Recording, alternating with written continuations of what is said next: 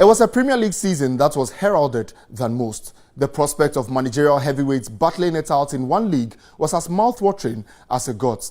Mourinho became a Red, Guardiola succumbed to the lure of the Etihad and joined City. Klopp looked to have marshalled his men for a first full season. Wenger never changed, and Antonio Conte joined Chelsea.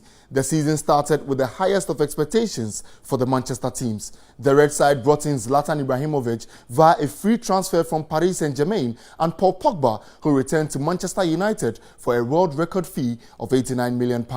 City, on the other side, were flying with the acquisition of Pep, who in turn brought in German prodigy Leroy Sané, who struggled in his first few weeks. Antonio Conte and his side needed a boost in defense, so they turned to David Luiz, who also returned to London to continue from where he left off in previous seasons. The diminutive N'Golo Kante left his Leicester winning side to also join Abramovich's blue course as well. The season began with a loss for champions Leicester City, who were beaten by newly promoted Hull City at the KCOM Stadium. For Pep Guardiola, it was a dream start. He started, and if you remember, with 10 wins in all competitions, sending Man City to the summit of the table and tagging them untouchable, even though it was so early in the season.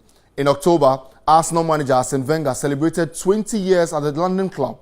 In 1996, when he took over from Bruce Rioux, he was an unheralded Frenchman who had stints with Monaco and Nagoya Grampus 8 in Japan.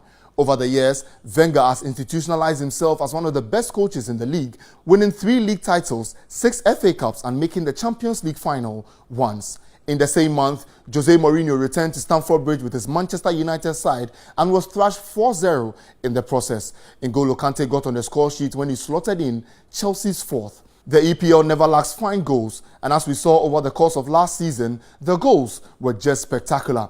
Henrik Mkhitaryan and Olivier Giroud's scorpion kicks were bare examples of it. In January, Wayne Rooney surpassed Sir Bobby Charlton to become top scorer for Manchester United after playing 13 seasons for the club. Will this season be his last in a United shirt? Only time will tell. On the other side of Manchester, they welcomed young striker Gabi Jesus, who bagged 3 goals in 2 games and broke a bone in his foot in the next that kept him out till the final few games of the season.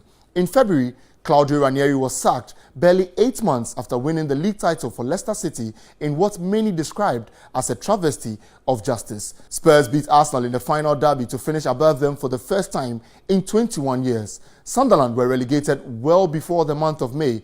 David Moyes, the man who was brought in to arrest the slide, obviously could not, and the Wales side were on their way to the Championship after a 10-year stay in the top flight. The month of May has been all about Chelsea.